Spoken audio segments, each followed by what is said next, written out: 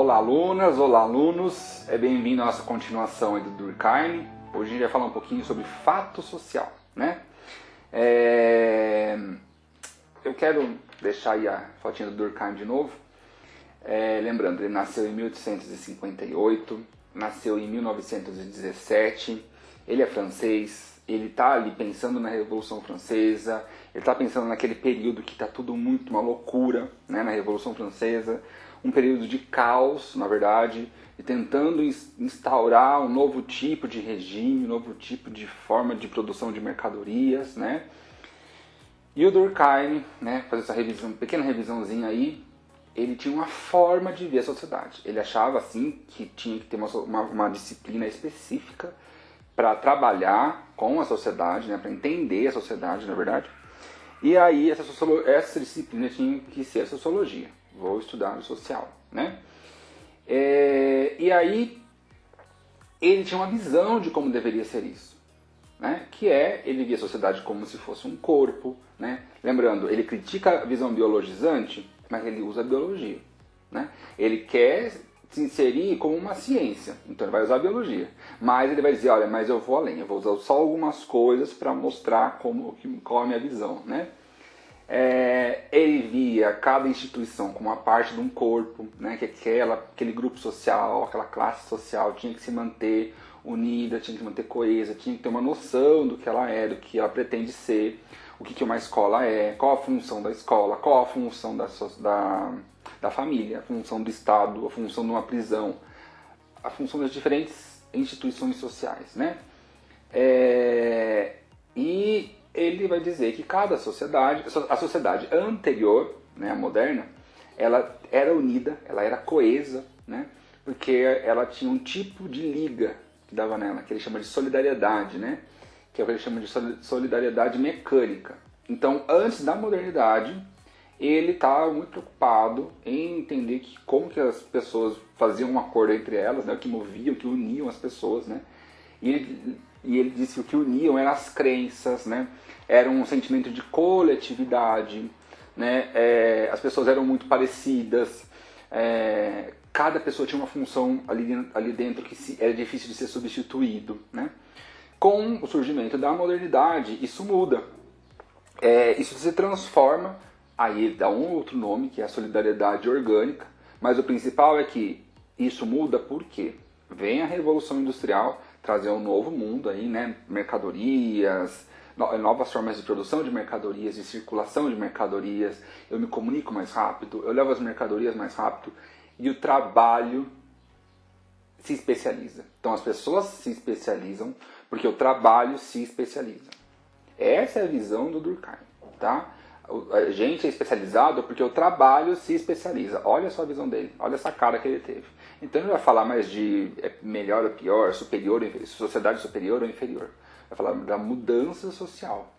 O Durkheim está preocupado em falar muito da mudança social, mas lembrem-se, ele quer que a França... Ele vai estudar a mudança social, mas ele quer que a França e a sociedade europeia ela entre num momento de menos caótico, né? Num momento de mais harmonia, mais equilíbrio, né? Então ele está muito preocupado com que a Revolução Francesa dê certo, né? E que as brigas e o consenso, haja um consenso. Ele está preocupado com que haja um consenso para ter essa coesão social.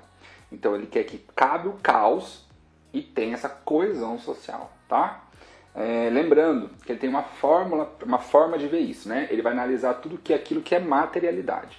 Tudo que é material, né? Tudo que está escrito, tudo que você pode pegar. Por isso que ele estuda os códigos de leis e as leis. Porque está ali, está escrito como que as pessoas devem ser, né? É uma sociologia, né, bastante não rudimentar, mas uma visão muito, vamos pensar assim, muito inicial da sociologia, né? Hoje a gente não faz só sociologia por aquilo que a gente consegue ler, pegar, né? A gente estuda ideias, a gente estuda a palavra, a gente faz estudo com pessoas que vão dizendo e a gente vai marcando as coisas, entendeu? Para o Durkheim isso não tinha como ser feito. Mas lembrem-se, não tem como ser feito por quê? Porque ele quer provar que a sociologia pode ser uma ciência. E para ser ciência tem que ser objetivo, tem que ser racional. Ele está lá no positivismo, né? Está bebendo um pouco do positivismo ainda, né? Então ele vai falar, a gente tem que fazer, para fazer ciência, sociologia, enquanto ciência, nós temos que ser racionais, tá? Então a gente tem que analisar a materialidade da sociedade, aonde as coisas estão escritas, por exemplo. Uma forma de fazer isso, tá? Aí ele tem uma forma de fazer isso, né? Ele tem uma forma de entender a sociedade. Como é que eu vou saber o que é específico da sociedade? O que não é, por exemplo, da biologia, o que não é da filosofia, o que não é da psicologia, né? Então, ele bola esse nome aí, ele pensa nisso no que ele chama de fato social. Se você olhar para qualquer comportamento e perceber que ele é um fato social, e eu já vou explicar como a gente faz isso, esse comportamento ele deve ser estudado pela sociologia. Essa é a ideia, né? Se ele não for um fato social, ele pode ser estudado pelas outras disciplinas. Então veja, ele está tentando convencer todo mundo que a sociologia serve, a sociologia é ciência, a sociologia também faz olhar o mundo de forma racional, a sociedade de forma racional, né? Então, o que são fatos sociais, né? Como é que a gente usa? Que método é esse, né, que ele está usando aí? São comportamentos que devem ser compreendidos pela sua materialidade, né? Então, tem que conseguir observar aquilo de forma material. Não posso só alguém falar para mim, entendeu? É lógico que hoje a gente já não usa muito mais assim, mas o Durkheim estava preocupado nessa materialidade. Os fatos sociais devem ser tratados como coisas. Olha só que legal, que legal. Eu vou passar para o próximo slide para que vocês entendam quais são os preceitos, como que a gente faz para entender esse fato social, né? Quais são os princípios que faz com que a gente veja um comportamento e fale, isso daqui é da sociologia, né? Pois bem, para você estudar um comportamento na sociologia, através do Durkheim, você tem 3 princípios básicos, né? Vamos pensar qualquer comportamento. Vamos supor, eu dar, sei lá, um tapa na cara de alguém. Melhor. Vamos pensar em eu usar roupa. Por que eu saio, eu acordo e coloco roupa? Eu saio de casa e uso roupa. Quem falou isso pra mim? Alguém falou pra mim? Não sei. Será que isso é da minha cabeça? Ou daí eu teria que estudar talvez na psicologia? Será que é biológico? Eu sinto uma vontade de usar roupa? Não sei. Ou será que tem alguma coisa social? Esse é um exemplo meio fácil, vamos começar por aí, né? Então tem 3 princípios básicos do fato social, né? Primeiro é o que ele chama de coercitividade. Força que exerce nos indivíduos. Então, ou seja, tem um indivíduo e tem uma força que vai ser exercida pelos outros indivíduos para mim, entendeu? É uma força que vem de fora. É como se alguém estivesse me forçando a fazer aquilo. Se tem alguém me forçando a fazer aquilo, eu estou sendo coagido, né? Estou fazendo aquilo de uma forma coercitiva. Então aí a gente começa a perceber que pode ser que possa ser alguma coisa social. Eu sou pequeno, eu tenho, sei lá, 10 anos já, não sou tão pequeno assim, e eu saio na rua pelado. Alguém vai dizer que eu não posso. Vocês podem ter certeza, né? Se eu aparecer aqui no vídeo, gente, pelado, eu sou preso. Mas se eu tiver 10 anos, as pessoas vão primeiro me avisar, olha, você não pode. Tá? Isso é uma forma coercitiva, né? Do que pode e o que não pode, né? Mas é um comportamento, ou seja, usar roupa é um comportamento, existe uma coerção pra gente, social para a gente usar roupa, tá? Outro princípio aí básico, né? Exterioridade independe das suas consciências. Essas são as frases do Durkheim, então eu vou tentar traduzir para vocês. O que ele está querendo dizer com isso, né? Usar roupa, não fui eu que pensei nisso. Eu tive essa brilhante ideia, saiu da minha cabeça, né? Usar roupa vem antes de mim. As pessoas já usavam roupa antes de mim e se eu morrer, as pessoas vão continuar usando. Ah, Rodrigo, mas e se as pessoas deixarem de usar roupa? Mas as pessoas vão deixar de usar roupa. As pessoas, tá? Se uma pessoa não usar, a gente já sabe que ela vai ser coagida a usar roupa. Mas o ato de usar roupa, né? Eu não tive essa brilhante ideia sozinho, né? Eu fui ensinado a isso, né? Então independe das minhas consciências, independe da minha ideia, independe se eu gosto ou se eu não gosto. Eu sou obrigado a usar. e eu sou obrigado a usar e todo mundo usa. Né? Essa é a ideia, né? Ou seja, ela é exterior a mim. Independente se eu gosto ou se eu não gosto, ela está ali. Né? Então esse é o segundo princípio. E o terceiro é generalidade. São coletivos. Ou seja, se não é só, por exemplo, minha família, até a família a gente podia pensar, mas, por exemplo, se não é... Quando a gente fala de generalidade, quer dizer, se é uma sociedade inteira que está usando aquilo. Se é um grupo social inteiro que está usando aquilo. Então se a gente passar por esses 3 princípios básicos, né, de qualquer comportamento social, é coercitivo, é exterior e é geral, né, generalista. Ele é um fato social e é algo específico da sociologia. Né?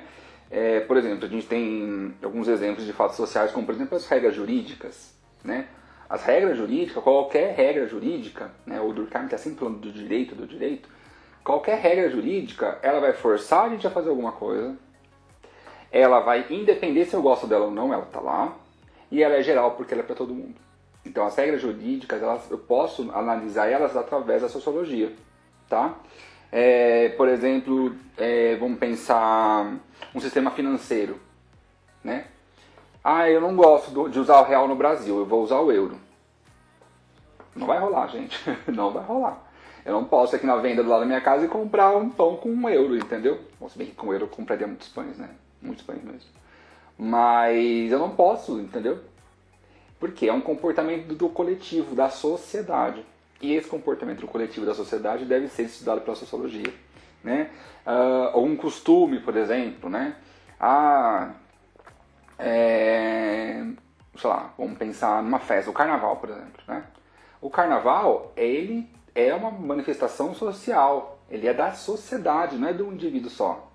Né? Ele é, por exemplo, tem uma ideia, tem uma coisa que eu gosto, um exemplo que eu gosto muito, que é, imagine só, tem uma pessoa que tem um problema no olho, ela tem um tique, né, que a gente chama, que fica assim, né? Então, a pálpebra dela tem alguma coisa no músculo que ela fica assim. E vamos supor que tem uma outra pessoa piscando o olho do mesmo jeito, mas ela não tem nenhum tique, ela está imitando a outra pessoa. Seja porque ela quer fazer uma brincadeira, seja porque ela quer tirar sarro, seja porque ela é um pentelho, quer infernizar a vida da outra pessoa, mas ela está copiando aquilo ali, entendeu? O primeiro, tique, a gente não pode analisar pela sociologia. Quem tem que analisar é a biologia. Então Durkheim falaria, olha, aí não é o ramo da sociologia, na sociologia não tem que estudar isso. É a biologia que tem que ver como funciona o olho, né, os músculos. Mas a segunda pessoa, a sociologia pode estudar, por exemplo, né?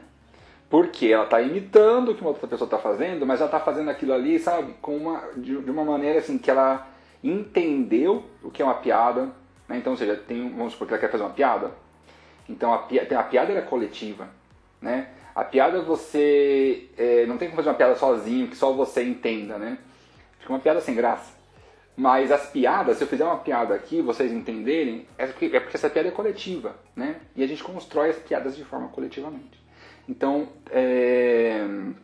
e aí isso a gente pode estudar. Então a sociologia, por exemplo, pode estudar piadas, humores, stand-up. Ela pode estudar isso, né? Porque tem uma base na sociedade, né? Tem uma base em comportamento. A piada vai tirar sarro de um comportamento social, né? Um comportamento que é coercitivo, um comportamento que ele é exterior àquele único indivíduo e ele é compartilhado por toda a sociedade, tá? Exterior no sentido, né? Independe do indivíduo. Se eu gosto, se eu não gosto, aquele comportamento vai estar ali. Então, quero mudar aquele comportamento. Então, tem que fazer todo um processo social. Tá? Não adianta eu ir na psicóloga para mudar o comportamento social. Eu tenho que atuar na sociedade para mudar um comportamento social. Tá? Então, é isso. Tá? A gente vai ver com mais calma na próxima aula também. Tentar qualificar, tentar entender esse método do Durkheim, de onde vem esse fato social. Mas eu queria passar isso para vocês, para que vocês já fossem se acostumando com essa palavra, né? Entender que tem comportamentos específicos na nossa sociedade que só podem ser estudados pela sociologia. Né? O tique é a biologia. Né? O pentelho que entendeu a piada que é uma coisa diferente e ele vai estar zoando o amigo dele, e o amigo dele vai dar risada, e todo mundo que está em volta pode dar risada, ou pode ficar bravo, ou pode ficar puto, ou pode brigar. Essa é a mais social. Tá bom? Vamos tentando entender um pouquinho do Durkheim aí. Até a próxima aula.